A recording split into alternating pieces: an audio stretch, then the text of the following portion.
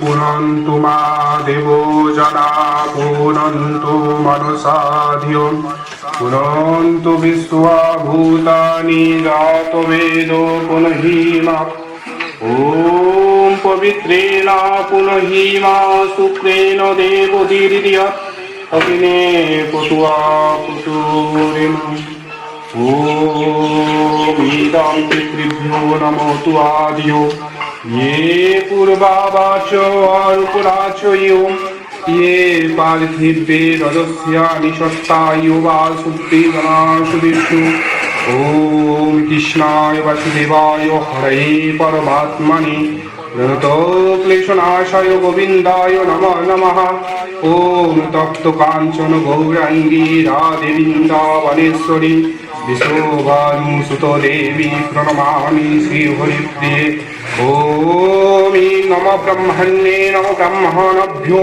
नमो आचार्यभ्यो नमो ऋषिभ्यो नमो देवभ्यो नमो वायवे च मृत्युवे च नमो वैश्रवणम् ॐ त्र्यम्बकं यजामहे सुगन्धिं पुष्टिवर्धनात् उर्वारुकमिव बन्धनात् मृत्युमृत्युमहमृतात् ॐ विपुराणमशिजुष्टं देवभ्यो नमो वाचे नमो वासस्पति देवी वाग्दत्ते वासो मधुमाता स्मरिन् माधा सरस्वती स्वाहा ॐ नमो भगवते वासुदेवाय সর্বস্থানে বিরহিত রাধারানী সহিত পরমাত্মা রূপী পরমেশ্বর ভগবানের শ্রীমন্দিরে পরমেশ্বর শ্রী ভগবান সহ মাতা রাধা রানী রাঙ্গা তুলচরণে জানাই সহস্র কোটি প্রণাম।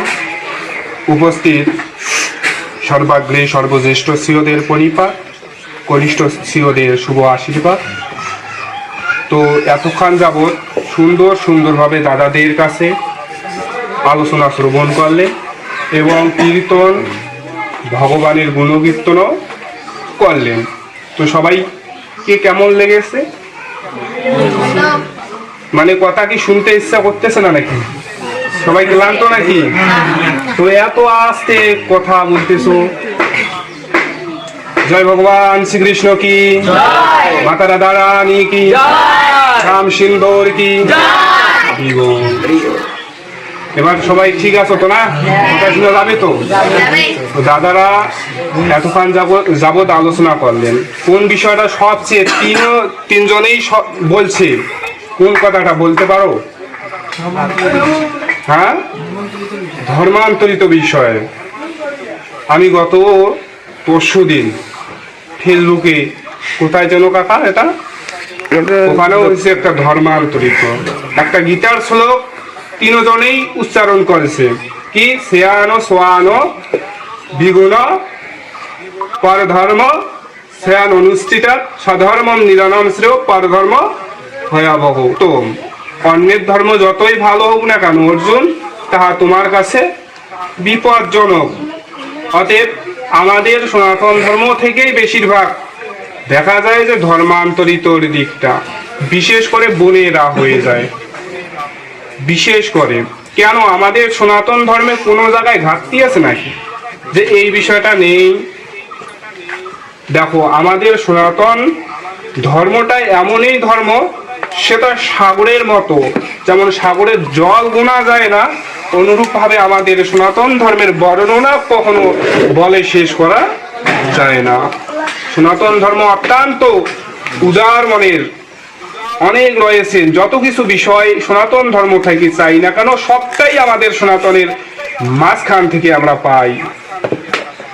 তো কি বলছেন? স্বধর্ম তুমি পালন করো। তো আসলে ধর্মটা কি?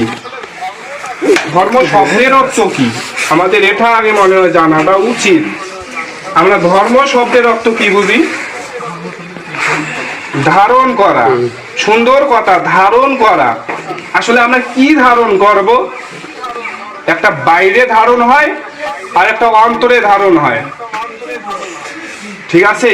ধর্ম একটা বাইরে হয় আর একটা অন্তরে হয়। দেখো এই বাইরেরটা কি তিলক মালা, হ্যাঁ, এগুলো বিশেষত ধর্মের কারণ কিন্তু নয়। যদি আমরা পদ্মপুরাণটা দেখতে যাই, ওইখানে বলছেন যে চিরবাসা জটি বিপ্র দণ্ডীন মুণ্ডীন এব বা বিভূষা বিপ্র ইন্দ্র না লিঙ্গং ধর্ম কারণম। এই লিঙ্গগুলা ধর্মের কারণ নয়, যে আমি মাল্য করছি ধর্ম হবে, তিলক দিছি ধর্ম হবে, এমনটা নয়। তাহলে ধর্মটা কি দাদা আমাদের অন্তরে ধারণ করতে হবে? আমাদের ধর্মের লক্ষণ রয়েছেন 10টা। ধর্ম করার লক্ষণ 10টা আছে, আমাদের শাস্ত্রে তার বর্ণনা করা আছে। কি কি? ধৃতি, ক্ষমা, দমা, হস্তুয়া, শৌচম, ইন্দ্র নিগ্রহ, ধী বিদ্যা, সত্যাম, ক্রোধ, দশকম ধর্ম লক্ষণম। তো বলতেছেন যে ধর্মের 10টা লক্ষণ কি? তো বলছেন ধৃতি, তুমি যতটুক পেয়েছো, যেতটুকুই পাও না কেন, অতটুকুর মধ্যেই সন্তুষ্ট থাকা। আমরা কি অল্প বিষয় কেউ যদি দেয়, আমরা কি ওটার প্রতি খুশি থাকি? ধর আমাকে এতগুলো দিলে ভালো হইতো, এই এতটুকু জিনিস আমাকে দিছে কি? আমরা যদি কোনো অনুষ্ঠানে যাই, প্রসাদ যদি অল্প দেয়, তো প্রসাদ আল্লাহর 12টা বাজে ছাড়ি দেই কি? যে এত কোন অনুষ্ঠান করলাম, এতগুলা কথা বললাম, অল্প একটু প্রসাদ দিছে। আর যদি বেশি দেয় তাহলে আমি খুশি হই। আমরা অল্পতে সন্তুষ্ট হতে চাই না। তো বলতেছেন ধর্মের মূল লক্ষ্য, মূল বিষয়টাই হলো ধৃতি, অর্থাৎ অল্পতেই সন্তুষ্ট থাকা, ধৃতি। তারপরে ক্ষমা, ক্ষমাশীল হওয়া। কেউ তোমার কাছে অন্যায় করলো, তাকে ক্ষমা করে দেওয়া। আমরা কিন্তু এত সোজা কাউকে ক্ষমা করতে চাই না, ঠিক আছে? আমরা আমাদের হিন্দুদের একটা নিয়ম আছে, কারোর সাথে যদি দ্বন্দ্ব হয়েছে আমরা 10 বছরও কথা বলি না। এই ক্ষমাশীলটা আমাদের মধ্যে কম দেখা যায়। দম, অর্থাৎ কোনো কিছুতে দমিয়ে থাকা, ভাবটাকে রাখা। হস্তুয়া, হাতটাকে নিয়ন্ত্রণে রাখা, কারো জিনিস অযথা হিরিম করে নেব, এটা করা যাবে না। শৌচ, নিজেকে সংরক্ষণের জন্য শুদ্ধি থাকা, শুদ্ধ থাকতে হবে, এটা হলো শৌচ। শৌচ কি? তারপরে বলছেন ধী বিদ্যা, যে বিদ্যা, তুমি যে কর্ম করতেছো এই কর্ম সম্পর্কে তোমাকে জ্ঞান লাগবে।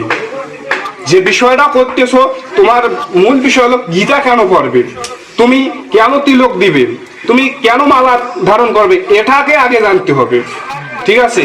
ধী বিদ্যা, বিদ্যা লাগবে। কারণ আমি যেটা করতেছি এটা কতটুকু বিধিপূর্বক। জগদীশ একটা শ্লোক বলেছেন, ইয়ম শাস্ত্রম বিধিমুৎসৃজ্য বর্তাতে কাম করতঃ না সিদ্ধিম অবাপ্নোতিম না সুখম না পরম গতিম তস্মাৎ শাস্ত্রে প্রমাণন্তে কার্যকারিণো ব্যবস্থিতো হেতুয়া শাস্ত্র বিধানোত্তম কর্ম কর্মতিম মিয়ামসীম। অর্জুন, তুমি যত কিছু কর্ম করো না কেন, সর্বপ্রথম তোমাকে কি লাগবে? শাস্ত্র লাগবে। গীতায় আবারও ভগবান শ্রীকৃষ্ণ বলছেন, অজ্ঞান অশ্রদ্ধা ধান সংশয় বিনাশী হতি না আয়ম না লোকম না অসতি না পরম সুখম তামাহা।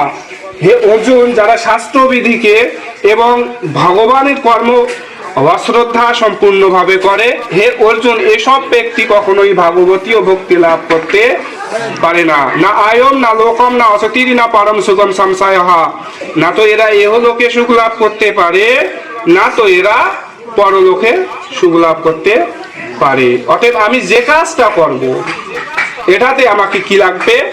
অবশ্যই জেনে আমাকে কাজটা করতে হবে। ওই প্রভু একটা নিরাময়ের একটা বাণী বলেছিল, মনে আছে? তো নিত্য স্নানেই তো হরি মেলে, তো জল জন্তু হই, ফলমূল খেয়ে তো হরি মেলে, তো বাদর বাদরাই রই, দুধ খেয়ে তো হরি মেলে, তো বৎস বাসুর রই, আর পত্নী ছেড়েই তো হরি মেলে, তো বহুত মেলে খোঁজা, মীরা বলে বিনা প্রেমে নাহিক মেলে নন্দলালা। প্রভু বলে নাই কি? নিত্য স্নান, স্নান করলেই যদি হরি পাওয়া যায়, তো যারা সমুদ্রে যে জলস্ব প্রাণী আছে না, তারাই পাইতো না। তারপরে ফলমূল খেয়েই তো হরি মেলে, তো বনে যারা বাদর আছে, তারা পাইতো না। আর কি বলছেন, সে দুধ খেয়েই তো হরি মেলে, তো যে গরুর যে বাছুর আছে তারা পাইতো আগে। তারপরে বলছেন স্ত্রী শ্রেই তো হরি মেলে, অর্থাৎ মানে ব্রহ্মচারী হলেই যদি ঈশ্বরকে পাওয়া যায়, তাহলে খোসা অর্থাৎ কি যেটাকে নপুংসক বলা হয় ওরা আগে পাইতো।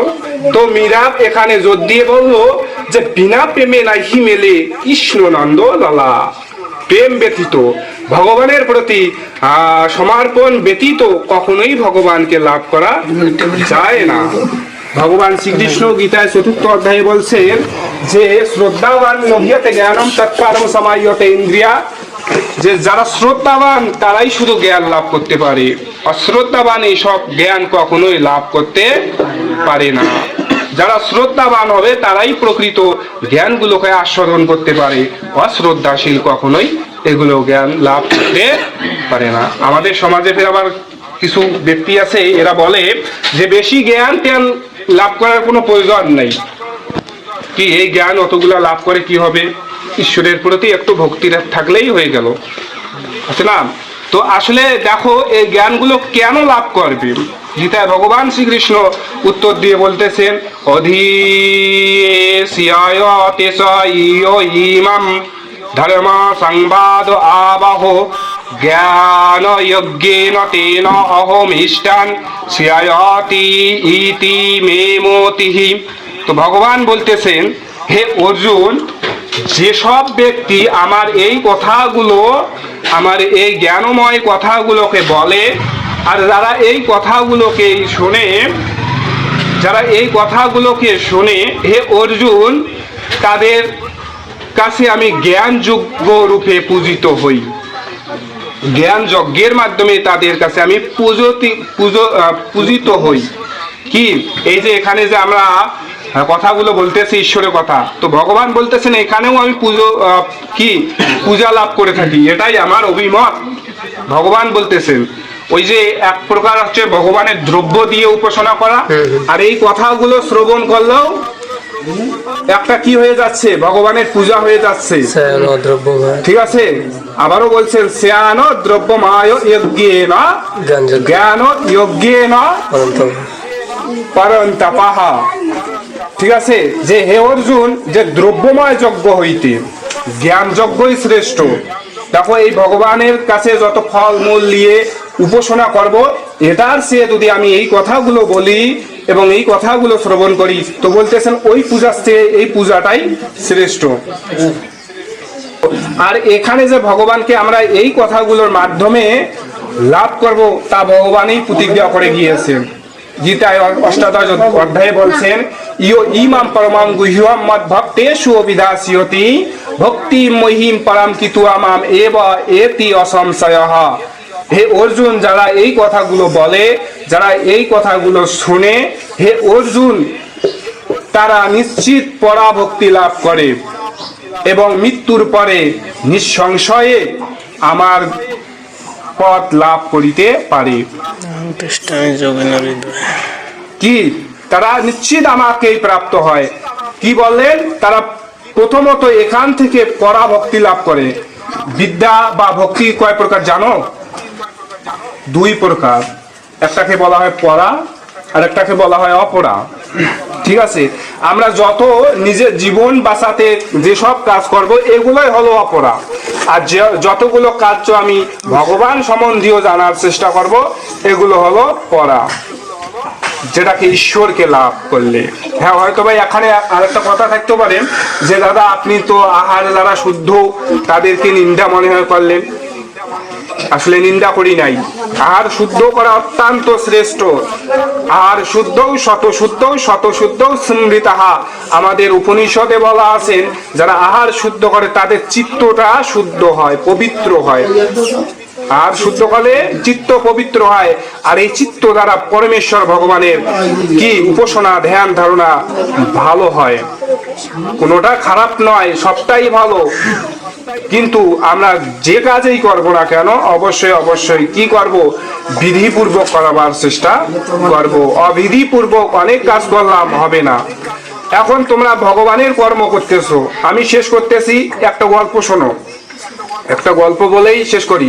হয়তো ভাই এখন এতগুলো কথা শুনলেন, এখানে প্রতিদিন আসতেছেন গীতা ক্লাস, কেন? গীতা শেখার জন্য। একদিন ধরেন যে জনি প্রভু বলতেছেন যে প্রভু আপনি তো মেলা দিনাতে আমাদেরকে গীতা পড়াচ্ছেন, আর এই কথাগুলো মেলা দিনাতে শুনেছি, তো আমরা আজ ভগবান দেখবো। যদি জনি প্রভু বলেন যে আজ আমরা ভগবান দেখবো, আপনি মেলা দিনাতে ওই ভগর ভগর ভগর ভগর করতেছেন, ঈশ্বর কথা এই কথা ও কথা বহুত কিছু বলতেছেন, তো আজ আমাদেরকে ভগবান দেখান তো। কি ধরে না তোমরা বললে, তো এখন কি জনি প্রভু তোমাদেরকে ভগবান দেখাতে পারবে? হ্যাঁ, যদি ভগবান দেখাতে না পারে তাহলে এখানে আসার কি প্রয়োজন? যদি ভগবান দেখাতে না পারে তাহলে এখানে আসার তো কোনো প্রয়োজনই নাই, আছে? তো এক শিষ্য নতুন গুরু করেছেন, গুরু করছে কারণ গুরু কি কারণে করা হয়? আমি ঈশ্বর লাভ করব, ঈশ্বর লাভ করার জন্যই কিন্তু গুরুকরণ করা হয়, ঠিক আছে না? তো তোমরা যেমন এখানে কি জনি প্রভুর কাছে শিখতে আসতেছো, অনুরূপ ভাবে এক শিষ্য গুরু করেছে। এই গুরু না, এই শিষ্য গুরুকে দিয়ে বলতেছেন গুরুদেব আপনাকে তো আমি আপনার কাছে দীক্ষা নিয়েছি, মন্ত্র নিয়েছি, অনেক কিছু নিয়েছি, তো এখন আমাকে ভগবান দেখান। তো গুরুদেব বলতেছেন, তো গুরুদেব কি বলতেছেন? তো গুরুদেব বলতেছেন বাবা তুই সত্যি ভগবান দেখবি? তো বলতেছেন হ্যাঁ গুরুদেব, ভগবান দেখবো বিধায় তো আমি তোমাকে ধরেছি, কারণ গুরু ব্রহ্মা গুরু বিষ্ণু গুরুদেব মহেশ্বর, এই গুরু ধরলে ভগবানের সাক্ষাৎ পাওয়া যায়, ব্রহ্মা বিষ্ণু মহেশ্বর এদের লাভ করা যায়, আর আপনাকে এদেরকে লাভ করার জন্যই আপনাকে ধরা, আমি ভগবান দেখব। কে বলতেছে? শিষ্য বলতেছে আমি ভগবান দেখবই, আপনাকে ভগবান দেখার জন্যই আপনাকে ধরা। তো শিষ্য বলতেছে না, গুরু বলতেছেন বাবা তুই সত্যি ভগবান দেখবি? বলতেছেন হ্যাঁ গুরুদেব সত্যি দেখবো।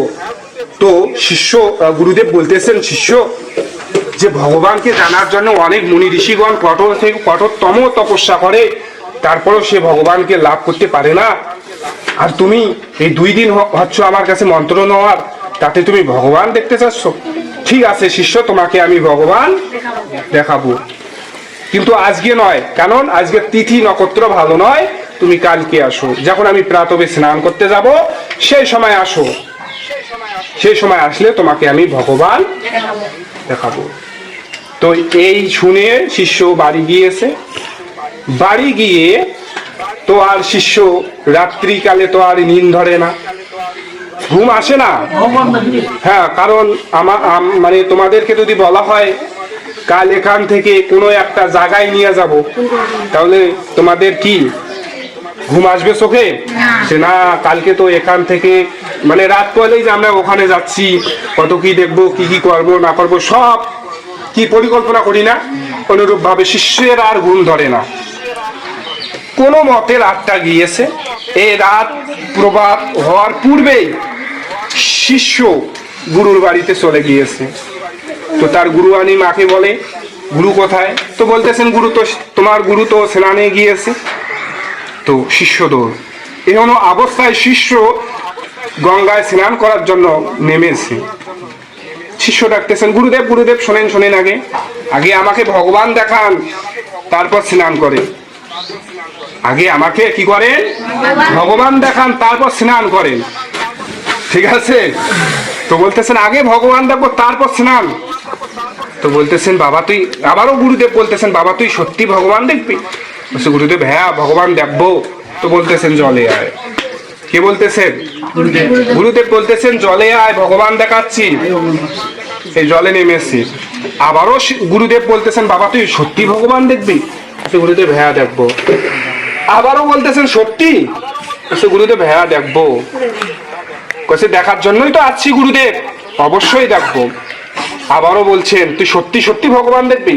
বলছে হ্যাঁ গুরুদেব আমি সত্যি সত্যি ভগবান দেখবো, আর ভগবান দেখার জন্য এখানে এসেছি। এই না ভগবান দেখার জন্যই এখানে এসেছি, এই কথা বলার সত্ত্বে বলার পরে পরেই গুরুদেব শিষ্যের মাথাখানা ধরে জলের ভিতরে ডুবে দিয়েছে। কি করেছেন? জলের ভিতরে ডুবে দিয়েছে। আর শিষ্য কি তাহলে তার কি দশা হবে বলো? সে তো আতলা আতলি শুরু করেছে, তার জীবন যায় যায় অবস্থা হয়েছে, কি ঠিক আছে না? এমন অবস্থায় গুরুদেব আবার তার মাথাটাকে তুলে নিল। তো গুরুদেব তারপর শিষ্যকে বলতেছেন, বাবা তুই ভগবান দেখলি? শিষ্য তো সেইটাও মহাশয়, আমার জীবন যায় যায় অবস্থা, আর তুমি বলতেছো ভগবান দেখলি? আমার জীবন যাচ্ছে আর তুমি বলতেছো ভগবান দেখলি? আমার তো কিছুক্ষণ পরে জীবন যাইতো, এই না উঠাইলে আমি মরে যাইতাম, ভগবান কিভাবে দেখবো? তখন গুরুদেব বলতেছেন, শিষ্য দেখো, যেমন তোমার মাথাটা জলের ভিতরে যেমন বেকুল ছিল যে আমি কিভাবে কি বাঁচি, অনুরূপ ভাবে যদি তোমার ঈশ্বরের প্রতি বেকুলতা হয়, ঈশ্বরের প্রতি যদি তোমার কি ভক্তি হয়, তাহলে হে শিষ্য আমাকে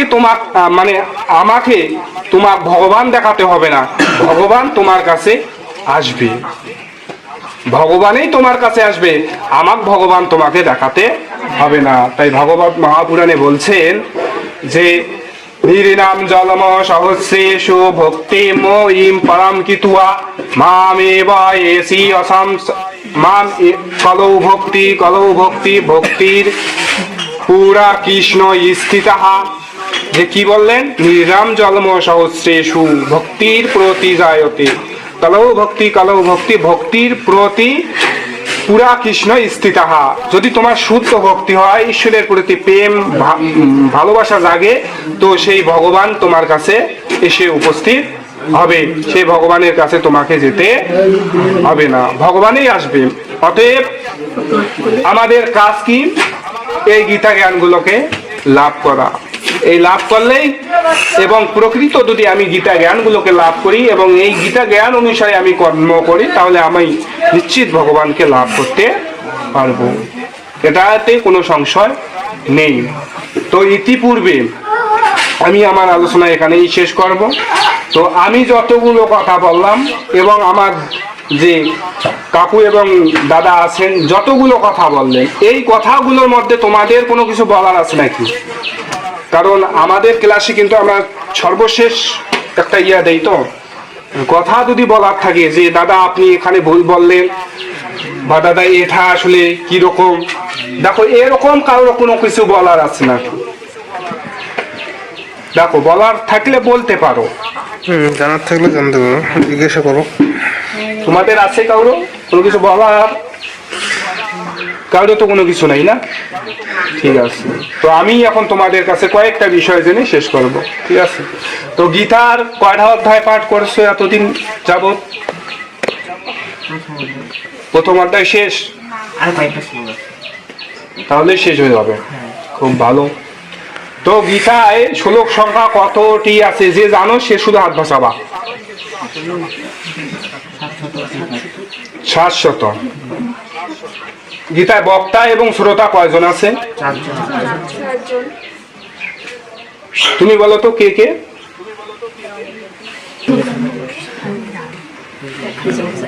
কে জানো? আমি বলো, তুমি বলো। বলো তো। মহারাজ ধৃতরাষ্ট্র এবং অর্জুন, শ্রী ভগবান শ্রীকৃষ্ণ আর সঞ্জয়। সাধুবাদ জানাও সবাই। কি নাম তোমার? বিপাশা রায় কৃষ্ণ। বিপাশা রায় কৃষ্ণা, সাধুবাদ। তো সঞ্জয়ের শ্লোক সংখ্যা কতটি আছে গীতায়? সঞ্জয় 40টি। ভগবান শ্রীকৃষ্ণের 574টি। সুন্দর। আর ধৃতরাষ্ট্রের? অর্জুন 85টি। খুব ভালো। তো এই গীতাটা কোথা থেকে নেওয়া হয়েছে? মহাভারতের ভীষ্ম পর্ব। কত পর্ব থেকে কত পর্ব, কত অধ্যায় থেকে কত অধ্যায়?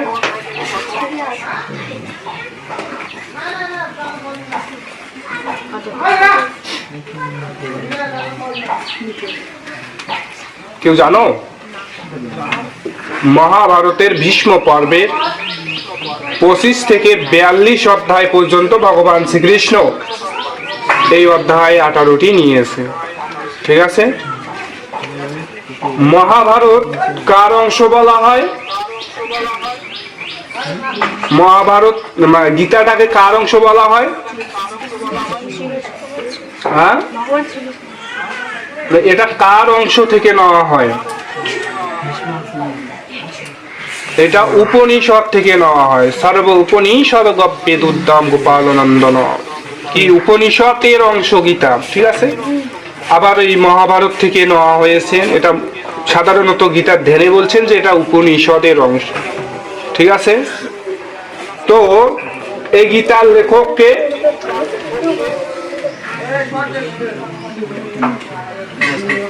হ্যাঁ, ভগবান বেদব্যাস। বেদব্যাস। সাধুবাদ। সবাই সাধু জানাও তো, সাধুবাদ। সবাই সাধু জানাও তো। দেখো সুন্দর একটা ভালো বিষয়। ভগবান কৃষ্ণ দ্বৈপায়ন বেদব্যাস। গীতাটা কার বাণী? হ্যাঁ, ভগবান শ্রীকৃষ্ণের তো বাণী। তো আমি এই বিষয়টার উপর একখানে এক গীতা ক্লাস গেছিলাম। তো গিয়ে বলতেছি, আমার একটা দাদা বলছিল যে আচ্ছা বলো তো গীতা কার বাণী?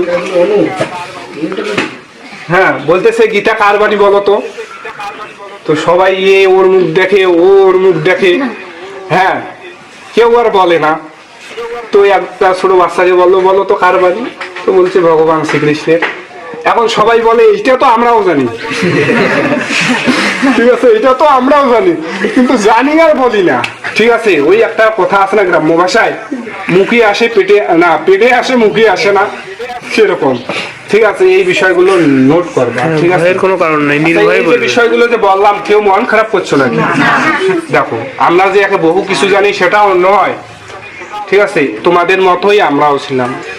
হয়তোবা তোমরা যেভাবে ক্লাস করতেছো এরকম সুযোগ আমরা পাই নাই, এভাবে বসে আমরা শিখতে পারি নাই।